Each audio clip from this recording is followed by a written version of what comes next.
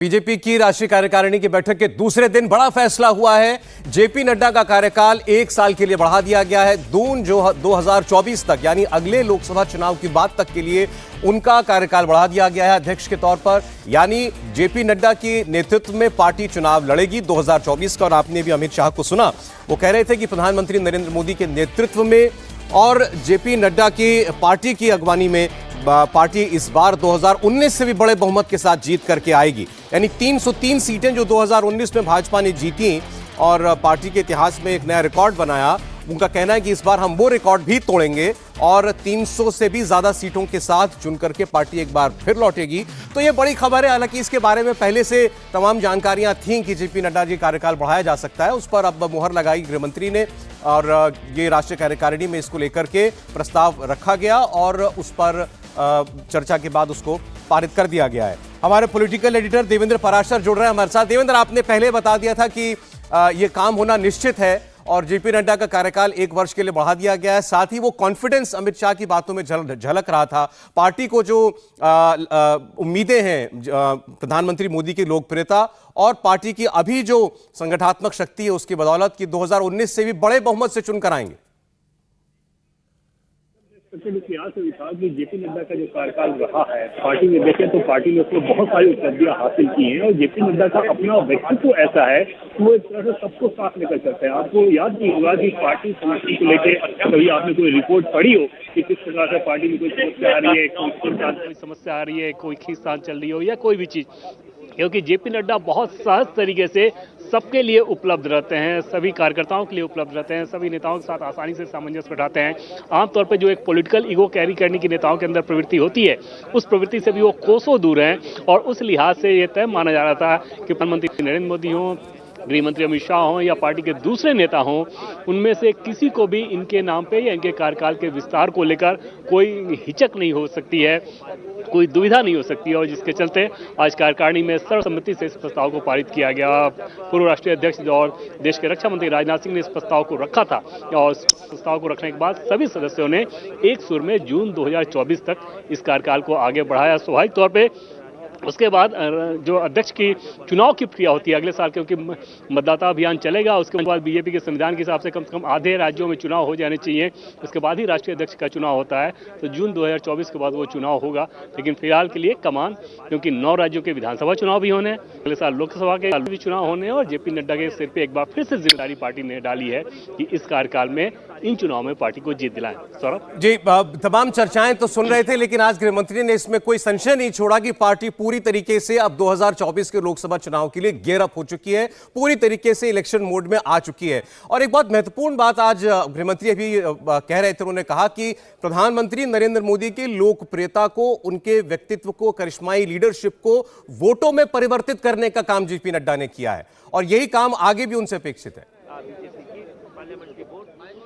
और बिल्कुल सौरभ, पार्टी की यही जिम्मेदारी रहती है कि अगर आपके पास फेस है तो वो फेस वोट में कैसे कन्वर्ट हो, उस फेस के दम पे वोट में कैसे आपको सफलता हासिल हो, ये जिम्मेदारी पार्टी संगठन की रहती है। जैसे आप हाल के उदाहरण को देखें तो उत्तराखंड के चुनाव में सौरभ लगभग सभी नेता ये मान रहे थे कि बीजेपी की स्थिति बहुत मुश्किल हालात वाली है, बहुत वो परेशानी में रहेंगे, लेकिन प्रधानमंत्री नरेंद्र मोदी का चेहरे का वहाँ जबरदस्त तरीके से संगठन ने इस्तेमाल किया और उस चेहरे की चमक हर घर घर जब पहुंचा कर ये याद दिलाया कि ये आपको मोदी जी के लिए करना है, तो वहां पे वोटर्स घर से बाहर निकले और आपने देखा कि जब रिजल्ट आया तो कांग्रेस और बीजेपी कहीं आसपास भी नहीं थी, कहीं से कोई नजदीकी मुकाबला नहीं था। तो ऐसे में संगठन का रोल बहुत ज्यादा अहम रहता है कि अगर आपके नेता की लोकप्रियता है, लेकिन वो लोकप्रियता ऐसा ना हो कि लोगों के सिर्फ दिलों तक रहे, बल्कि दिल से निकलकर बूथ तक, ईवीएम मशीन तक पहुंचे, वो जिम्मेदारी संगठन के ऊपर रहती है। और वहाँ पे ये जिम्मेदारी बीजेपी के राष्ट्रीय अध्यक्ष जेपी नड्डा संभाल रहे हैं और आगे भी उन्हें जून 2024 तक संभालने को कहा गया है। अगले लोकसभा चुनाव की तैयारियों के लिहाज से सौरभ देखें तो ऑलरेडी बीजेपी ने चयनित कर रखा है और बीजेपी का आप काम करने का तरीका देखें तो उससे समझ में आता है कि इंटेंसिटी कितनी ज्यादा है कि 160 वैसी सीटें जो पार्टी जहां जीती नहीं और जहां जीत सकती है, जो जहां पे पार्टी कमजोर रही, उसके लिए खास रणनीति बनाई गई। जो कमजोर बूथ का चयन पहले किया गया था सौरभ, ये कमजोर बूथ वैसे हैं जहां पर पार्टी अगर जीती भी है, जैसे मान लीजिए कि नई दिल्ली का लोकसभा क्षेत्र है, यहाँ पर पार्टी जीत गई, कुछ बूथ ऐसे हो सकते हैं जहां पार्टी हारी हो, उन बूथों को भी कैसे मजबूत किया जाए। मतलब जहां पे आप जीत भी रहे हो, तो वहाँ भी मजबूती कर रहे हैं और जहाँ पे हार रहे हैं वहाँ तो मजबूत करना ही करना है। तो इस प्रकार का काम करने का तरीका हो तो उससे इंटेंसिटी समझी जा सकती है कि संगठन को लेके कितनी ताकत झोंकती है बीजेपी, और हर एक चुनाव को किस गंभीरता से लिया जाता है, चाहे वो पंचायत लेवल का चुनाव हो तो या आम चुनाव लोकसभा का हो तो। जी बिल्कुल, हमारे साथ दो हमारे वरिष्ठ मेहमान जुड़ गए हैं, हर्षवर्धन त्रिपाठी जी, संजीव श्रीवास्तव जी। स्वागत है हर्ष जी और संजीव जी आपका। अभी जो बात गृहमंत्री ने बताया, जैसे कि जेपी नड्डा जी का कार्यकाल जो है 1 वर्ष के लिए, 1.5 वर्ष के लिए बढ़ा दिया गया है, अगले लोकसभा के चुनाव उनके नेतृत्व में ही लड़े जाएंगे। उसके आगे जो उन्होंने बात की, हर्षवर्धन जी आपसे शुरुआत करना चाहता हूं कि नरेंद्र मोदी जैसा नेतृत्व और चेहरा आपके पास हो, उसके बावजूद वोटों को उस लीडरशिप को, उस लोकप्रियता को वोटों में कन्वर्ट करने के लिए आपको एक तंत्र चाहिए और उसको लीड करेंगे जेपी नड्डा। यानी नरेंद्र मोदी का इस्तेमाल आप चुनाव में कैसे करते हैं, यह पार्टी का काम है और उसको कैसे और बेहतर तरीके से किया जाए, अब यह पार्टी के सामने लक्ष्य है। देखिए सौरभ जी, सबसे पहले तो ये कि ये बहुत ही एकदम जिसको कहें कि सबसे आसान अनुमान था कि जगत प्रकाश नड्डा जी अध्यक्ष बनेंगे, उनको विस्तार मिलेगा। और जो अभी देवेंद्र जी ने बहुत अच्छे से समझाया कि ये भी चुनाव नहीं है, चुनाव तो जब तक सभी राज्यों में और उस तरह से नहीं आएगा तब तक वो नहीं होंगे, लेकिन ये विस्तार है। और ये विस्तार और भारतीय जनता पार्टी का चुनावी विस्तार, ये दोनों जुड़ा हुआ है। 9 राज्यों का ये विधानसभा चुनाव, और इस वक्त कोई नया अध्यक्ष आता, और चूंकि जेपी नड्डा की बहुत सी चीजें हम लोग चर्चा करते हैं, कभी कभी आलोचना भी होती है कि अध्यक्ष के तौर पर उतने थोड़ा सा आक्रामक नहीं रहते, थोड़ा दबाव नहीं बनाते, उनके लोग कितने हैं। लेकिन दूसरा उसका पक्ष जो है, जो भारतीय जनता पार्टी और संगठन के लिहाज से बड़ा महत्वपूर्ण है, जेपी नड्डा उन नेताओं में से हैं भारतीय जनता पार्टी के जो विद्यार्थी परिषद से आए, युवा मोर्चा के रास्ते पहुंचे, जो नरेंद्र मोदी के लंबे समय से विश्वस्त हैं, भरोसेमंद हैं, जिनको देश में हर जगह पर कार्यकर्ता जानते हैं। और जो सबसे अच्छी बात है कि जेपी नड्डा संगठन की लाइन से अलग अपना चेहरा चमकाने के लिए बहुत प्रयासरत नहीं रहते हैं। अभी की स्थिति में भारतीय जनता पार्टी को कोई ऐसा नेता नहीं चाहिए था, अध्यक्ष नहीं चाहिए था, जो अपनी लाइन खींचने में ऊर्जा लगाता। अभी ऊर्जा किस बात की लगनी थी कि नरेंद्र मोदी जिस जगह खड़े हैं, जो चेहरा लेकर खड़े हैं, जो ब्रांडिंग है, उस ब्रांडिंग को आप बहुत अच्छे से पेश करें। जेपी नड्डा सबसे मुफीद व्यक्ति थे, इसलिए मेरा यह मानना है कि भाजपा के लिहाज से, संगठन के लिहाज से यह चयन सबसे उपयुक्त है। और विशेष करके राज्यों में किसी तरह की गड़बड़ न हो। कहा जाता है कि जब संगठन की बात होगी तो वो राज्यों में भी उसी तरह से देखा जाएगा, और इसलिए राज्यों में भी कोई गड़बड़ न हो तो जेपी नड्डा एक उदाहरण के तौर पर भी दिखते हैं। जी, और अभी पार्टी के अंदर जो बैठक चल रही है उसके बारे में जो जानकारी गृहमंत्री दे रहे थे, उसमें उन्होंने बहुत सारे राज्यों का जिक्र करते हुए कहा कि हमारा लक्ष्य ये है कि 2019 से बड़े बहुमत के साथ हमें लौटना है 2024 में। एक बड़ी लकीर खींचनी है। अब जो पार्टी 303 सीट जीती हो 2019 में, वो उससे आगे की बात कर रही है। आप बीजेपी के नेताओं से बात करें तो वो बड़े सहज तरीके से कहते हैं कि हमारा लक्ष्य 325, 350, हम इस टारगेट को अचीव करने के लिए इस बार चुनाव में उस तैयारी के साथ जा रहे हैं। संजीव श्रीवास्तव जी, बड़े राज्यों का जिक्र किया। उन्होंने कहा जेपी नड्डा के नेतृत्व में हमने बिहार में चुनाव लड़ा, बिहार में हमारा स्ट्राइक रेट बहुत अच्छा रहा, महाराष्ट्र में हमने सबसे बेहतर प्रदर्शन किया, यूपी, हरियाणा, उत्तराखंड, गुजरात, तमाम उन्होंने राज्यों का जिक्र किया।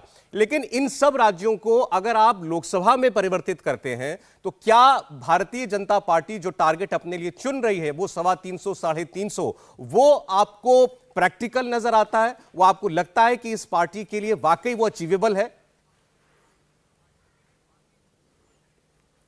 संजीव। सौरभ, मुझे तो प्रैक्टिकल और व्यवहारिक नजर नहीं आता। प्रैक्टिकल और व्यवहारिक नजर नहीं आता, लेकिन विगत के चुनावों में भी और खासकर लोकसभा चुनावों में बीजेपी जो लक्ष्य बनाती है, जब वो 2014 में जबरदस्त सीट्स के साथ आई तो वो इतना बड़ा बहुमत लग रहा था, क्योंकि एक 3 दशक के बाद पूर्ण बहुमत के साथ अपने बल पर किसी पार्टी ने सरकार बनाई थी। तो 300 पार कर जाएगी 2019 में, ये भी काफी एक अप्रत्याशित सी बात थी। लेकिन 300 के आगे 325, 350 तक पहुंचना, वो थोड़ा मुझे ऐसा लगता है कि भाई लक्ष्य बड़ा रखेंगे जब ही तो कम से कम पिछली बार के टारगेट को तक पहुंचने का एक सार्थक प्रयास होगा। क्योंकि 325, 350 कैसे होंगे? देखिए, वही तो 540 सीटें हैं। अब राजस्थान, मध्य प्रदेश, गुजरात, छत्तीसगढ़ भी, यहां पे सब एक तरह से अपनी इनसे ज्यादा सीटें ला ही नहीं सकते आप। बिहार में भी इससे ज्यादा सीट्स क्या लाएंगे? 2 सीट ही कम थी या 3 सीट कम थी 40 में से। यूपी में इतना जबरदस्त बहुमत था तो क्या आप 100% सीट ले आएंगे यूपी में? और दक्षिण में क्या पार्टी का उस तरह से फैलाव होगा? अगर आपको 350 साढ़े 350 तक पहुंचना है तो नए राज्यों में आपको सीटें निकालनी होंगी। क्या उसकी संभावना अभी दिख रही है आज की स्थिति में? तमिलनाडु में या केरल में, कर्नाटक में कम से कम विधानसभा चुनावों की दृष्टि से तो बीजेपी अभी कमजोर विकेट पे नजर आ रही है। आगे आगे के महीनों में क्या होता है मालूम नहीं। तो प्रॉब्लम बीजेपी की ये है कि वो लक्ष्य कुछ भी बनाए जी, लेकिन अपनी पिछले उसके रिकॉर्ड क्योंकि इतने जबरदस्त और दमदार हैं कि पिछली बार का नारा था अब की बार 300 पार हो गए। अब 300 पार के बाद नई जमीन कहां नई पौध होगी? क्योंकि जहां पे आप 100% थे वहां पे वापस 100% रिपीट करना होगा। राजस्थान में से 25 पे 25, मध्य प्रदेश में छिंदवाड़ा को छोड़ के सारी सीटें 28, गुजरात में सारी सीट्स, छत्तीसगढ़ में एक सीट शहधारे थे, बाकी सारी सीट्स उनकी। पंजाब में पिछली बार कांग्रेस जीती थी तो क्या पंजाब में इस बार बीजेपी आएगी? अभी मुश्किल लगता है। पंजाब में पिछली बार कांग्रेस की ज्यादा सीट्स थी। नहीं, ये बात संजीव जी आपकी आप सहज तरीके से देखें तो बिल्कुल ठीक लगती है कि पार्टी को जिन राज्यों में वो पहले ही 90, 95, 100% के स्ट्राइक रेट के साथ चुनाव जीतती आई है, उसके अलावा अपना दायरा बढ़ाना है तो नई जमीन पर ही बढ़ाया जा सकता है। 2 राज्यों का जिक्र अभी गृह मंत्री ने किया, खासतौर पर दक्षिण के राज्य। आपने भी कहा क्या दक्षिण में पार्टी वो नई जमीन तलाश पाएगी? तेलंगाना और तमिलनाडु, इनका जिक्र किया अभी अमित शाह ने। देवेंद्र, आपने बताया था कि अलग अलग राज्यों की रिपोर्टिंग की जाएगी इस राष्ट्रीय कार्यकारिणी के अंदर। खास तौर पर अगर तेलंगाना की बात करें और तमिलनाडु, चूंकि गृहमंत्री ने इसका जिक्र किया, क्या पार्टी वाकई होपफुल है कि लोकसभा चुनाव में कोई करिश्मा किया जा सकता है यहां? और बिल्कुल सौरभ बहुत ज़्यादा होपफुल है, और उसके लिए न सिर्फ वो लोग होपफुल हैं बल्कि मेहनत भी कर रहे हैं और पूरी ताकत से मेहनत कर रहे हैं। इसका अंदाजा आप इस बात से लगा सकते हैं, कल जब राज्यों की रिपोर्टिंग शुरू हुई तो सबसे पहले दक्षिण भारत के राज्यों की रिपोर्टिंग शुरू की गई थी। और इससे आप अंदाजा लगा सकते हैं कि अगर पार्टी की राष्ट्रीय कार्यकारिणी की बैठक में टॉप एजेंडा में दक्षिण के 4 राज्य थे। केरल की सिर्फ कल रिपोर्टिंग नहीं हुई थी, उनकी रिपोर्टिंग आज हुई है, लेकिन बाकी के जो 4 राज्य हैं उसकी कल ही रिपोर्टिंग हुई थी और बहुत विस्तार से रिपोर्टिंग हुई थी। और उसमें जब तेलंगाना के प्रदेश अध्यक्ष बता रहे थे यात्रा के बारे में तो प्रधानमंत्री ने रोक के उन्हें और बाकी लोगों को बताया कि किस प्रकार से ये गर्व का विषय है कि तेलंगाना में जिस प्रकार से यात्रा चली, और संगठन को ये सीखना चाहिए कि विषम परिस्थितियों में जब आपके ऊपर अत्याचार हो रहे हैं और बावजूद इसके आप अपना राजनीतिक हौसला नहीं हारते और किस प्रकार की लड़ाई लड़ते हैं। तो ये सारी चीज़ें बता रही हैं कि बीजेपी के एजेंडे में वो जगह है और उसके लिए पार्टी जो भी कर सकती है वो कर रही है। दूसरी चीज़ और अब आकलन के बारे में आप समझें, जब नरेंद्र मोदी बीजेपी के राजनीतिक पटल पर पूरी तरह से चमक के दिल्ली आया और दिल्ली जब आने वाले थे इनफैक्ट, उसके बाद से ही आप देखें तो अधिकांश अनुमान गलत ही होते हैं। किसने सोचा था और किसका ये आकलन था कि 2014 में उतनी सीटें आएंगी? किसका आकलन था कि 2017 में उत्तर प्रदेश में विधानसभा सीट में वैसी सफलता हासिल होगी? किसका आकलन था कि 2019 में करिश्मा उससे भी ज़्यादा बढ़ जाएगा? तो ऐसे अनेक दफ़ा और अनेक अवसर आए हैं जब नरेंद्र मोदी और अमित शाह की बीजेपी ने उन अनुमानों को, सारे अनुमानों को धता साबित किया है। और सौरभ, मुझे याद है, आपको एक उदाहरण बताऊं कि 2014 का जब लोकसभा चुनाव हो रहा था तो 3 या 4 फेज के चुनाव के बाद नरेंद्र मोदी ने तब पूछा था दिल्ली में कि दिल्ली के लोग क्या कह रहे हैं, जो राजनीतिक विश्लेषक हैं ऐसे ऑफ रिकॉर्ड बातचीत में वो क्या कहते हैं। तब उन्हें कहा गया कि अधिकतम सीटें 180 से 200 बीजेपी की आएंगी, ऐसा आकलन है दिल्ली का। और तब हंसते हुए उन्होंने कहा कि सारे के सारे लोग मुंह की बल गिरेंगे जब उन्हें ये पता चलेगा कि बीजेपी का आंकड़ा बहुमत से काफ़ी ऊपर आ रहा है, तब उन्हें ये बात समझ में आएगी। और 272 से ज़्यादा तो हर हाल में हम लोग आ रहे हैं। तो ये उनका अपना आकलन था जो कि बाद में रिजल्ट में कन्वर्ट हुआ। तो ये अमित शाह और नरेंद्र मोदी की बीजेपी वैसा नहीं सोचती है कि हम यहाँ पे कमज़ोर हैं, हम यहाँ पे अच्छा नहीं कर सकते। जैसे त्रिपुरा जब अमित शाह गए थे पहली बार तो वहाँ पे सिर्फ 7 सदस्य आए थे बीजेपी के उनको रिसीव करने के लिए, इंक्लूडिंग वहाँ के प्रदेश अध्यक्ष। और अगले 2 साल के बाद त्रिपुरा में बीजेपी ने अपनी सरकार बना ली। तो ये पहले टारगेट तय करते हैं, वो टारगेट ऐसा होता है कि जो प्रथम दृष्टया आपको लगे कि एकदम से इम्पॉसिबल सी चीज़ है, उसके बाद पार्टी जो कुछ भी कर सकती है अपनी पूरी ताकत लगाती है और अंतिम समय तक लगाती है। जी, जितने कैंपेनर उतारने हो, जितने संसाधन लगाने हो, ये सारी चीज़ें पार्टी करती है। हिमाचल प्रदेश के चुनाव में अगर आप देखें तो ये सबको अंदाजा था कि बीजेपी बहुत आसानी से हारेगी, लेकिन पार्टी के अपने प्रयास में कभी भी गिव अप वाला अप्रोच नहीं दिखा। उसका फायदा पार्टी को ये मिला कि आमतौर पर जो चुनाव के नतीजे 5% के आसपास रहते हैं हिमाचल प्रदेश के ट्रेंड में, यहाँ पर बमुश्किल 37,000 वोट यानी कि 1% से भी कम वोट का फासला रह गया। तो अंतिम समय तक अपना जज्बा और जोश के साथ चुनाव में लगे रहना, ये जो बीजेपी के संगठन की ताकत है वो प्रधानमंत्री नरेंद्र मोदी के चेहरे के साथ इस प्रकार के चमत्कारिक रिजल्ट में कन्वर्ट करती है। पार्टी को भरोसा है कि 2024 में जितनी सीटें अभी है उससे ज़्यादा हम लेकर आएंगे। और बार बार अंदर की बैठकों में भी सौरभ, जो कोर ग्रुप इनकी बैठक होती है या प्रदेश के नेताओं के साथ जो बैठक होती है, शीर्ष स्तर से यही कॉन्फिडेंस दिया जाता है प्रदेश के नेतृत्व को भी, ताकि वो पूरी जोर शोर से काम करें। 2024 की हमने बात की, लेकिन उससे पहले इस साल बहुत बड़ी परीक्षा भारतीय जनता पार्टी को देनी है। बड़े राज्यों के अंदर चुनाव होने जा रहा है। मध्य प्रदेश, छत्तीसगढ़, राजस्थान, उत्तर मध्य भारत के राज्य हैं। तेलंगाना, कर्नाटक में चुनाव होना है। उत्तर पूर्व में त्रिपुरा में चुनाव होना है। बीजेपी के पास खोने के लिए बहुत कुछ है, पाने के लिए भी बहुत कुछ है। हर्षवर्धन जी, अगर शुरुआत करें मध्य प्रदेश से। मध्य प्रदेश माना जा रहा है 20 साल की एंटी इंकम्बेंसी, 2 दशक सरकार चलाने के बाद एक ही चेहरे के साथ इस बार भारतीय जनता पार्टी को कुछ नया करना पड़ेगा। मध्य प्रदेश में आप मानते हैं ज्योतिरादित्य सिंधिया के आने के बाद पार्टी ने उस एंटी इंकम्बेंसी को काफी हद तक काबू में करने में कामयाबी हासिल की है, या है चुनौती बड़ी? देखिए सौरभ जी, निश्चित तौर पर मध्य प्रदेश में चुनौती है, लेकिन जो एंटी इनकम्बेंसी है वो ज्योतिरादित्य के आने से नहीं, कमलनाथ की सरकार जो करीब 1.5 साल चल गई उससे ठीक हो गई। और मैं चूंकि उसके तुरंत बाद जब सरकार बनी थी, कमलनाथ जी की संयोगवश मंदसौर जाना हुआ था, और वहां के लोगों ने कहा कि अचानक क्या हो गया कि 6 महीने में बिजली की हालत इतनी खराब हो गई, स्थिति इतनी खराब हो गई। दरअसल भारतीय जनता पार्टी का जो अनकहा विकास का फॉर्मूला होता है, कई बार हम लोग कहते हैं और हम लोग विश्लेषण के तौर पर कहते हैं कि देखिए चुनाव जब आता है तो हिंदू मुसलमान करते हैं। मध्य प्रदेश ऐसा स्टेट ही नहीं है, यानी उस राज्य में अगर आप हिंदू मुसलमान करके चाहें तो शायद गिनी चुनी सीटें होंगी जहां उसका कोई फर्क होगा, वो भी नहीं भोपाल के का जो सीटें छोड़ दें। लेकिन वहां पर लोगों को यह दिखा कि कैसे मध्य प्रदेश की सूरत बदल गई, और शिवराज सिंह चौहान उसके नायक हैं, इसमें कहीं कोई भ्रम नहीं। लेकिन अब भारतीय जनता पार्टी को यह लगता है कि शिवराज सिंह चौहान का रहना जरूरी है, लेकिन नया चेहरा देना होगा, थोड़े नए तरह की भाजपा है। भारतीय जनता पार्टी के लिए प्लस यह है कि अभी तक जो हम पॉकेट्स में कहते थे कि मध्य प्रदेश बड़ा राज्य है, उसके कई पॉकेट्स में भाजपा कहीं कहीं कमजोर है, कांग्रेस बहुत ताकतवर है। आज की तारीख में भारतीय जनता पार्टी मध्य प्रदेश के लगभग हर हिस्से में बड़े नेताओं के साथ ताकतवर है, लेकिन ये उसकी ताकत है तो ये उसकी कमजोरी भी बन सकती है अगर अंदर खाने की चीजें ठीक न हुई। इसीलिए मैंने कहा कि जगत प्रकाश नड्डा के राष्ट्रीय अध्यक्ष के तौर पर होना, प्रधानमंत्री और जगत प्रकाश नड्डा की अध्यक्ष के तौर पर जो केमिस्ट्री है और जिस तरह से संगठन और सरकार चलते हैं, वो दूसरे राज्यों के लिए मंत्र है। ऐसे में मध्य प्रदेश में चुनौती भले है, लेकिन वहां हारते हुए दिखेंगे या कमजोर विकेट पर है, ये कम से कम नहीं दिखता है। मतलब आपको मध्य प्रदेश में अभी भी दौड़ में आगे भाजपा ही दिखाई दे रही है? निश्चित तौर पर, निश्चित तौर पर। अच्छा, अब मध्य प्रदेश और साथ ही साथ छत्तीसगढ़ चूंकि लगा हुआ राज्य है, उसके बारे में संजीव जी, दोनों ही राज्यों के बारे में बड़ा अलग आंकलन किया जाता है जब भी किया जाता है। देखिए, छत्तीसगढ़ में तो ऐसा लगता है कि राज्य विधानसभा के चुनावों में कांग्रेस की स्थिति शायद बेहतर रहेगी। क्यों? क्योंकि एक तो जो एक सोशल इंजीनियरिंग की केमिस्ट्री बघेल साहब के साथ है, वहाँ के मुख्यमंत्री के साथ, दूसरा उनका बहुत ज़बरदस्त बहुमत से जीती थी कांग्रेस पार्टी, तो अभी कोई ऐसी एंटी इनकम्बेंसी दिखती नहीं और कोई सामने कोई उस तरह का वैकल्पिक चेहरा नहीं है।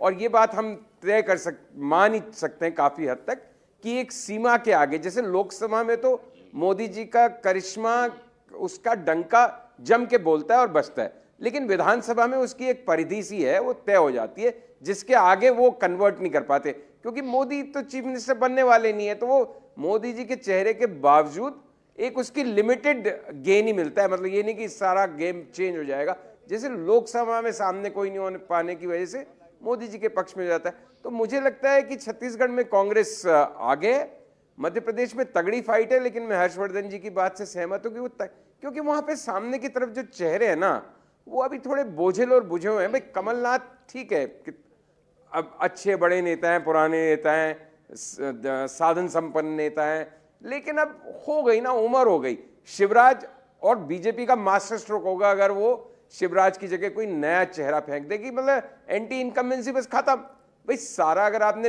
बिल्कुल ही फर्नीचर ही सारा बदल डाला, जैसे गुजरात में बदला, तो एक बार एक बिल्कुल नए तेवर के साथ आ जाते हैं। बट मुझे नहीं मालूम वो क्या करेगी बीजेपी, ये उनका क्या नीति रणनीति है। बट कमोबेश बीजेपी मध्य प्रदेश में फाइट, बीजेपी आगे, छत्तीसगढ़ में तो फिर कांग्रेस। अब संजीव जी, फिर आप साथ साथ अपने राज्य के बारे में भी बता दीजिए। राजस्थान को लेकर क्या अभी कोई प्रश्न चिन्ह है या साफ हो चुकी है तस्वीर? राजस्थान में मुझे बीजेपी आगे लगती है आज की स्थिति में। और राजस्थान में कई सारे यक्ष प्रश्न घूम रहे हैं। राजस्थान का पेच इस बार ऐसा फंसा हुआ है जैसा मैंने बहुत दशकों में नहीं देखा। बीजेपी में क्लैरिटी नहीं है नेता कौन होगा, लेकिन बीजेपी को लगता है कि बिना नेता की घोषणा के भी, मतलब बिना वसुंधरा का चेहरा आगे किए भी पार्टी जीत जाएगी अगर सामने की स्थिति यही बनी रही। तो अशोक जी ने बहुत अच्छे काम किए हैं। मेरे ख्याल से वेलफेयर मेजर्स में इस समय देश की सबसे बेहतरीन सरकार है, लेकिन कुछ बुझे बुझे से नजर आते हैं अशोक जी। और जो सचिन पायलट अशोक गहलोत का एक चला है यहाँ पे किस्सा, उससे कांग्रेस के जिले जिले तक बढ़ गई है। तो कांग्रेस का वैसी संगठन थोड़ा माशाल्लाह होता है बीजेपी के मुकाबले, उसमें भी इतना एक बिखराव और टकराव की स्थिति, तो उसकी वजह से मुझे नहीं लगता। और फिर इतिहास भी है राजस्थान का, हर 5 साल में बदलती है, और जब कांग्रेस आती है तो बड़ी मुश्किल से 100 तक पहुंचती है। जब बीजेपी का नंबर आता है और धड़ल्ले से, पिछली बार 160 के आसपास सीटें थी जब वो पिछली बार जीते थे 2013 में, कांग्रेस की 21 थी। अब की बार कांग्रेस 96-98 पे निपटी थी। तो मुझे लगता है कि बीजेपी आएगी राजस्थान में। अगर चले तो आपकी राय में छत्तीसगढ़ में एक कांग्रेस पार्टी को एज दिखाई देता है, मध्य प्रदेश और राजस्थान में भाजपा को दिक्कत नहीं होनी चाहिए। मेरे ख्याल से राजस्थान को लेकर हर्ष जी की भी राय यही होगी। एक बार जरा बीजेपी की अपनी रिपोर्ट क्या कह रही है उत्तर और मध्य भारत के इन 3 राज्यों के बारे में, देवेंद्र से जान लेते हैं। क्या इन तीनों राज्यों के बारे में पार्टी को लगता है?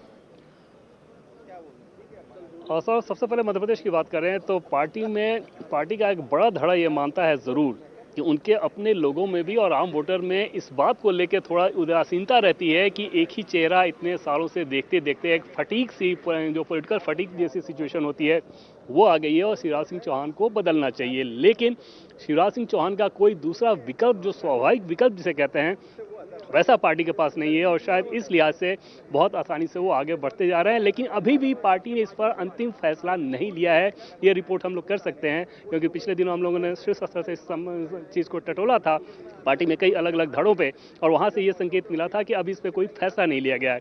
दूसरी तरफ छत्तीसगढ़, लेकिन पार्टी ये मानती है कि मध्य प्रदेश में सरकार बहुत आसानी से बीजेपी बना लेगी। छत्तीसगढ़ की बात कर ले तो छत्तीसगढ़ के बारे में पार्टी का आकलन है कि वहाँ पे बहुत ज़बरदस्त चुनौती है। भूपेश बघेल अच्छा मैनेज करते हैं वहाँ पे से पॉलिटिकल सिचुएशन को, और उस लिहाज से बीजेपी को अपनी और ताकत लगानी पड़ेगी। वहाँ पे बीजेपी थोड़ी कमज़ोर स्थिति में है कांग्रेस की तुलना में। राजस्थान की अगर बात करें तो राजस्थान में पार्टी बहुत कंफर्टेबल सिचुएशन में अपने आप को आंक रही है। दूसरी चीज़ कि वहाँ पे लीडरशिप को लेकर एक बात से एकदम क्लियर है कि वो सामूहिक नेतृत्व पे ही पार्टी चुनाव में जाएगी, किसी एक को भी प्रोजेक्ट नहीं किया जाएगा। और वहाँ पर पार्टी इस बात को लेकर बहुत ज़्यादा चिंतित नहीं है कि अगर हम किसी को प्रोजेक्ट नहीं करते हैं तो उसका हमें कोई खामियाजा उठाना पड़ेगा। पार्टी के आकलन के हिसाब से ऐसा बिल्कुल नहीं होने जा रहा है और पार्टी नरेंद्र मोदी के राष्ट्रीय चेहरे और संगठन के प्रदेश संगठन के सामूहिक चेहरे के साथ उस चुनाव में जाना चाहेगी, और चुनाव के बाद जो नतीजे आएंगे तब यह तय किया जाएगा कि मुख्यमंत्री किसे बनाया जाए। तो 3 राज्यों में से 2 राज्यों में बीजेपी अपने आप को बहुत कंफर्टेबल मान रही है, हालांकि मध्य प्रदेश का फैसला उसे अभी लेना बाकी है। छत्तीसगढ़ में पार्टी अपने आप को कांग्रेस से पीछे मान रही है और इसके लिए वहां पे पार्टी का आकलन है कि ज्यादा जोर लगाना होगा। जी, हमने दक्षिण के जिन 2 राज्यों की लोकसभा चुनाव की दृष्टि से बात की, उन वहीं पर विधानसभा के भी चुनाव होने हैं, तेलंगाना में और कर्नाटक में। और इन दोनों राज्यों में अपने लिए भाजपा, ये कर्नाटक भाजपा के लिए बहुत जरूरी राज्य है और तेलंगाना में भाजपा ने बेहतर अच्छी शुरुआत की 2019 में, इसलिए उसको उम्मीदें काफी हैं। इन 2 राज्यों में पहले कर्नाटक की बात, हर्षवर्धन जी, कर्नाटक में बीजेपी ने सरकार बनाने में कामयाबी हासिल की, लेकिन फिर भी बताया जा रहा है कि बहुत सहज मामला वहां नहीं है और सरकार के अंदर भी चीजें जो हैं उतनी सीमलेस नहीं है जितनी होनी चाहिए। आज भाजपा की वहां पर अपनी पूर्ण बहुमत की सरकार है। नहीं, देखिए इसके पीछे एक वजह ये भी है, जो अभी जब आपने लोकसभा चुनाव के संदर्भ में पूछा था तो जो संजीव जी ने कहा, क्योंकि हम लोग ज्यादातर मामलों को देखते रहते हैं लेकिन उसके साथ ऐतिहासिक जो संदर्भ है उसको भी जोड़ते हैं। अब कर्नाटक दक्षिण में भाजपा का प्रवेश द्वार है, लेकिन यह भी सच है कि अकेले वो कभी सरकार बनाने की स्थिति में नहीं रहती। इस बार भी कैसे तोड़फोड़ के बाद विधायक आए, फिर येदियुरप्पा का इस्तीफा, बहुत से ऐसे जो पॉलिटिकल ड्रामाज हुए जिसकी वजह से, लेकिन उसके बावजूद भारतीय जनता पार्टी से कोई बड़ी ऐसी खबर दिल्ली को नहीं मिली। हम मीडिया वालों को कोई बड़ी खबर नहीं मिली, नंबर 1। नंबर 2 ये कि अब कर्नाटक उस तरह से भाजपा के राज्यों में हो गया, जो भाजपा के स्थापित राज्य हैं, जो हिंदी पट्टी के राज्य हुआ करते थे, वहां लीडरशिप हो गई है, वहां ऑर्गेनाइजेशन हर जगह है, वहां भाजपा के पास जिले जिले में कार्यक्रम को आगे बढ़ाने वाले कार्यकर्ता हो गए। भाजपा वहां भी इवनली डिस्ट्रीब्यूटेड पार्टी हो गई और इसी वजह से मैं कह रहा हूं कि कर्नाटक भारतीय जनता पार्टी के लिए चुनौतीपूर्ण निश्चित तौर पर है, क्योंकि कुछ छोटे छोटे ऐसे मसले हैं जो नेशनल पार्टी के लिए हमेशा दक्षिण के राज्यों में चुनौती करते हैं। उसके बावजूद भाजपा बेहतर स्थिति में है। तेलंगाना में भले ही भाजपा बहुत बढ़ती हुई दिख रही हो, लेकिन अभी केसीआर के सामने भारतीय जनता पार्टी विनिंग वाली स्थिति में हो, ऐसा मुझे नहीं दिखता है। कर्नाटक पर ही आगे बात करते हुए पहले तो इस बात का भी उत्तर दें आप। आपने कहा कि जो बीजेपी के और राज्य हैं जैसे राजस्थान, मध्य प्रदेश हुआ, अब उसमें शायद आप यूपी को गिने, जहां पर माना जाए कि बीजेपी के पास लीडरशिप भी है और अपने दम पर आने की पूरी ताकत भी है और उसका इतिहास भी है। क्या बीजेपी कर्नाटक में वाकई में अपने दम पर सत्ता में बने रहने वाली पार्टी बन गई है? जैसा आपने कहा इससे पहले तक उस ताकत में बीजेपी नहीं रही है। और दूसरी बात, बीजेपी का सबसे बड़ा चेहरा जो कि माना गया कि बगावत करता है तो बीजेपी को नुकसान होता है, येदियुरप्पा, क्या उन्हें पूरी तरह न्यूट्रलाइज कर लिया गया है? वहां तो कहा जाता है कि मुख्यमंत्री ही आयातित हैं बीजेपी के। नहीं, निश्चित तौर पर, लेकिन मैं आपको एक छोटा सा उदाहरण देता हूं, और उससे बड़े नेता तो येदियुरप्पा जी नहीं होंगे, आप सब मानेंगे। और वो उदाहरण है कल्याण सिंह जी का। कैसे एक समय के बाद नेता अपने परिवार के लोगों के लिए, अपने आसपास के लोगों के लिए पॉलिटिकल एडजस्टमेंट के लिए काम करने लगता है। उनको भी पता है, येदियुरप्पा को पता है, जब वो कुर्सी छोड़ रहे थे तो उनको पता था कि उनके बेटे की क्या राजनीतिक स्थिति होगी, और उसके बावजूद जिस तरह से उनको हटाया गया तो संसदीय समिति में शामिल कर लिया गया। यानी जो दक्षिण के एक बड़े नेता का सम्मान है वो भारतीय जनता पार्टी ने किया। दूसरी जो महत्वपूर्ण बात है कि भारतीय जनता पार्टी के राष्ट्रीय संगठन मंत्री बीएल संतोष, वो भी उसी राज्य से आते हैं, संगठन के व्यक्ति माने जाते हैं। और एक और महत्वपूर्ण बात है, राष्ट्रीय स्वयंसेवक संघ का भी कर्नाटक में अच्छा खासा दखल है। तो संघ और संगठन ये दोनों वहां बहुत मजबूती से हैं। भारतीय जनता पार्टी की पूरी कतार खड़ी हो चुकी है। जिनको माना जाता था कि नाराज होते हैं, कुछ गड़बड़ कर देते हैं, ऐसे नेताओं की संख्या न्यूनतम है। जो आयातित कहे जा रहे हैं वो आजकल, जिसको हम कहते हैं ना कि वो सभी नमस्ते सदा वत्सले कर रहे हैं, तो अब इससे ज्यादा मुझे लगता है कि सटीक कर्नाटक के संदर्भ में कुछ क्या हो। चलिए, आप लोगों से चर्चा जारी हमारी रहेगी। संजीव जी, मैं आता हूं आपके पास भी, और विधानसभा चुनाव को लेकर के दक्षिण में बीजेपी को क्या उम्मीदें, देवेंद्र आपको बताएंगे। एक बार फिर स्वागत है आप सभी का। हम बात कर रहे हैं भारतीय जनता पार्टी और विपक्ष दोनों इस साल होने वाले विधानसभा चुनाव को लेकर और अगले वर्ष लोकसभा चुनाव को लेकर तैयारियों में जुट तो चुके हैं, लेकिन इस वक्त कौन कहां खड़ा नजर आता है, कितनी ताकत किसमें दिखाई देती है। हमने बीजेपी के जो भी प्रोस्पेक्ट्स हैं और उनकी तैयारियों के बारे में बात की, अलग अलग राज्यों को लेकर, 2024 में पार्टी के दावों को लेकर। देवेंद्र पराशर हमारे पॉलिटिकल एडिटर हमारे साथ हैं, दो वरिष्ठ पत्रकार संजीव श्रीवास्तव जी और हर्षवर्धन त्रिपाठी जी हमारे साथ हैं। देवेंद्र, एक सवाल लोग जरूर जानना चाहते होंगे आपसे कि राहुल गांधी ने जो ये इतना बड़ा अभियान चलाया है, 4000 किलोमीटर 4 महीने में वो लगभग चले हैं, इसको लेकर बीजेपी क्या सोचती है? अब कांग्रेस पार्टी तो हर मौके पर ये कहती है कि बीजेपी घबरा गई है। अब प्रधानमंत्री ने 500 मीटर वो ओपन गाड़ी में चले कल, तो उसको भी कहा कि ये एक मजाक किया रोड शो के नाम पर, लेकिन करना था क्योंकि राहुल गांधी की यात्रा बड़ी पॉपुलर हो गई है। राहुल गांधी की यात्रा को लेकर बीजेपी के अंदर सोच क्या है? और बीजेपी में किसी भी स्तर पर सौरभ कभी ये नहीं समझ में आया कि, और ये एहसास नहीं हुआ कि राहुल गांधी की भारत जोड़ो यात्रा को लेके पार्टी के अंदर कोई चिंता है या उसे किसी प्रकार से काउंटर करने को लेके बहुत ज़्यादा कंसर्न दिख रहा हो, ऐसा नहीं समझ में आया। हाँ, पार्टी की ये रणनीति ज़रूर दिखी कि राहुल गांधी जिन राज्यों से गुजर रहे हैं वहाँ की प्रदेश इकाई को इस लिहाज से एक्टिव किया जाए कि जो भी राहुल गांधी वहाँ पे बोलते हैं या प्रदेश के नेता उस दिन जो आरोप लगाते हैं, प्रदेश के स्तर पे उसका उस दिन काउंटर कर दिया जाए।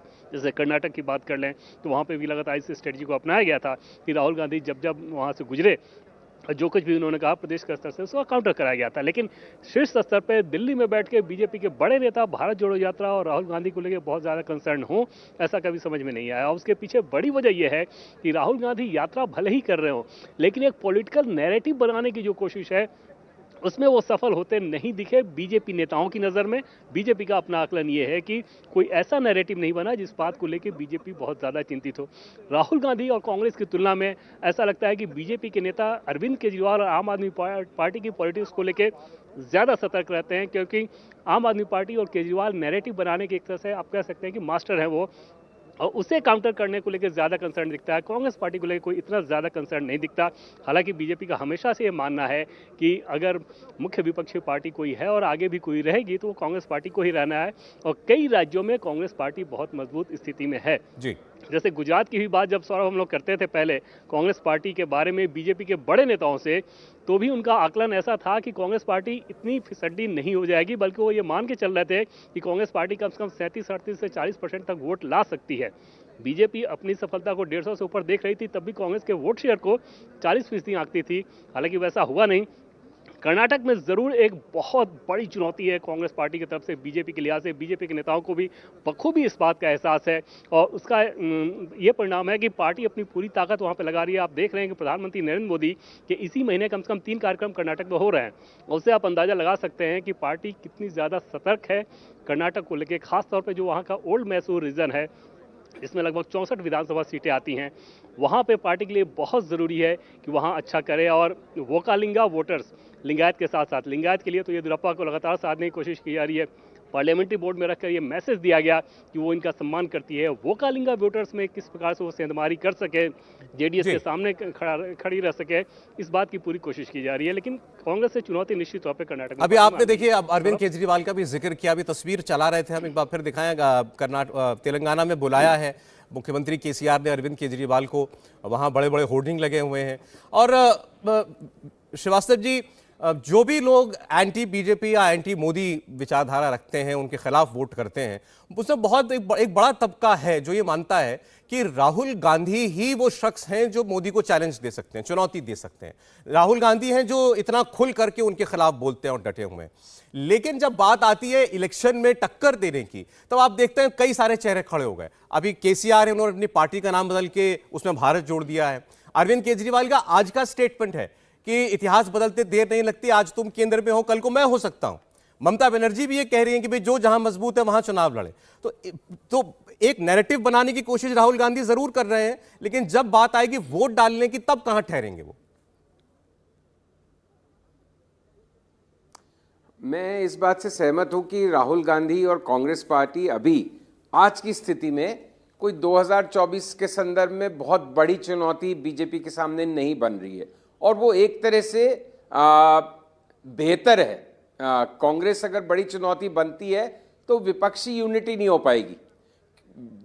अगर 2024 में विपक्ष को तगड़ी टक्कर देनी है मोदी जी को, जो कि बहुत मुश्किल है, अपने आप में ही दुष्कर कार्य है, लेकिन अगर बीजेपी को और मोदी जी को रोकना है तो उनके सामने कोई अब 1.25 साल में कोई चेहरा प्रकट हो जाए, ऐसा आसमान से टपक जाए, या मौजूदा चेहरों में से कोई ऐसा बन जाए कि मोदी के सामने खड़ा हो जाए, मुझे उसकी संभावना बहुत क्षीण नजर आती है। कोई बनेगा तो उसका विपक्ष को नुकसान होगा। अगर चाहे नीतीश कुमार, चाहे केजरीवाल, चाहे ममता, चाहे राहुल गांधी, अगर कोई एक चेहरा प्रोजेक्ट होता है सामने से, तो उसका विपक्ष को नुकसान होगा और बीजेपी को फायदा होगा, क्योंकि मोदी जी के मुकाबले में आज की तारीख की स्थिति बिल्कुल बनी रहे 2024 में, तो वो बहुत कमजोर नजर आएगा।